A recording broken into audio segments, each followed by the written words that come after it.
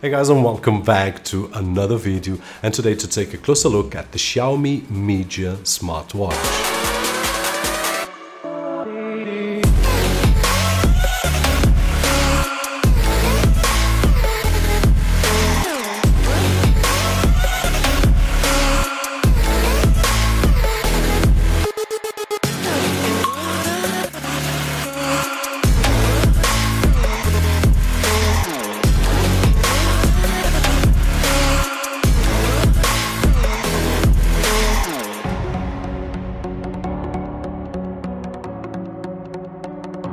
And we are back. So today we are here with the Xiaomi MIJIA smartwatch, which is not as smart as some other watches that we have seen here on the channel. Nonetheless, I do believe that this watch has a different target. Now, starting to look at it, it is a classic watch. It really looks nice, really elegant in my opinion, well built, and of course it's targeted at the different audio than the Mi Band 3, for example.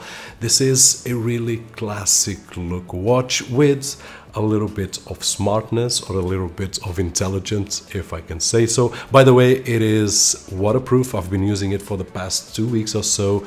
Dust sandproof. I've been using it at the beach, at the swimming pool, at the shower, and so far no problems at all. Now, if we look at the watch itself, we will see the pointers, which are very similar to any other analog watch, and one thing that we might see right over here on the bottom is the step counter, which is something a little bit different than we are used to see on more classic watches, but we will talk about that in just a few moments. Now, the app that we will connect this watch to is the Xiaomi Mi Home, which is a great app for a lot of things, but I do believe that for this kind of device it will limit it in a couple of things. Now, first of all, we will not find as many features as we will find on more conventional smartwatches, and I'm talking about digital smartwatches, but we will have basically a step counter, which will be the main function of the watch. But one of the limiting factors is that the app itself, once we close it, it will disconnect from the watch, and if we want to connect again, we will have to open the app and wait for it to connect. So this is one of the limiting factors. Nothing huge, but it is one difference.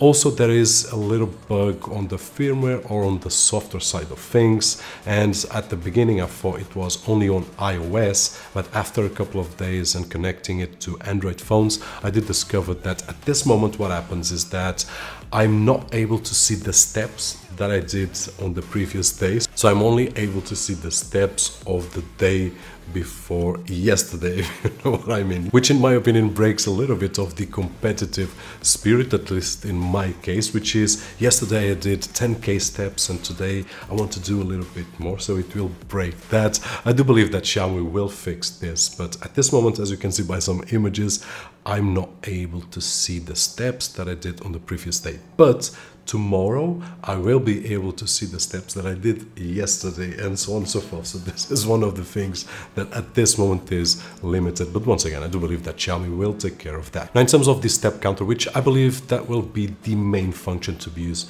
in this phone, I'm sure that you already seen some images of the functions that we can have, but step counting is one of those that we will use. And what I can say is that one of the curiosities that I had is that we will see here, really nice, included in the watch, a analog step counter, which works great.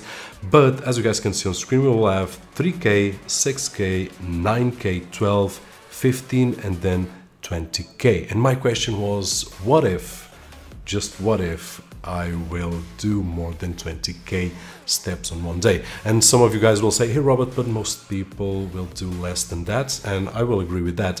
But there are a few people that will do more than 20k. So I did that test, and the answer is simple. On the analog side of things, there were a few possibilities, like moving from the 10k once again to the 0k. But what happens is that the pointer will stay near the 20k and it will keep counting on the app. So in one day I did 21 or 21.5k and it kept on counting. So for those of you that are wondering, hey Robert, what happens? Then the answer is this one. It will keep counting on the app. And one thing that I do believe that it's missing on this watch is an option to have some kinds of light. Now, having light permanent on during the night can be a advantage or disadvantage depending on the way that we use this kind of device, but as an option would be great, like clicking here on the button, for example, and lighting the watch or the pointers for a few seconds so that we could see what time it is, which in this particular case we can't. In the dark we simply can't. The only thing that I can do is to pick my phone and light the watch, but in that particular case I prefer to see the clock on the phone. So this is something that I would love to see on this watch. I don't believe that it's a deal breaker, but I would have loved to see some kinds of light right over here. And that is it. In terms of conclusion, guys, once again, it's an elegant watch, well built, with a classic look and a little bit of intelligence. And I do believe that for people that prefers this classic look, then it's much better than a Mi Band 3 or any other of these smartwatches that we have seen right over here.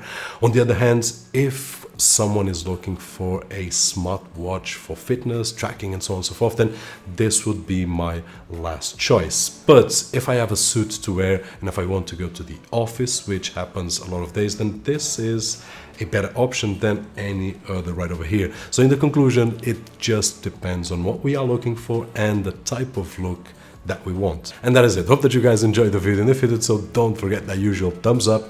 My name is Roberto George, and as always, I'll see you guys on the next one.